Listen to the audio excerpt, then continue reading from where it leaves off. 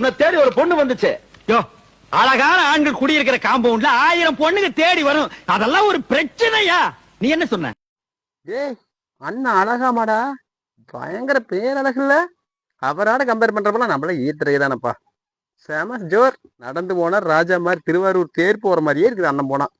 பாரு, அண்ணனை பத்தி என்ன சொன்னீங்கன்னு கேட்பாரு பாரு, நம்மள கேட்பாரு பாரு.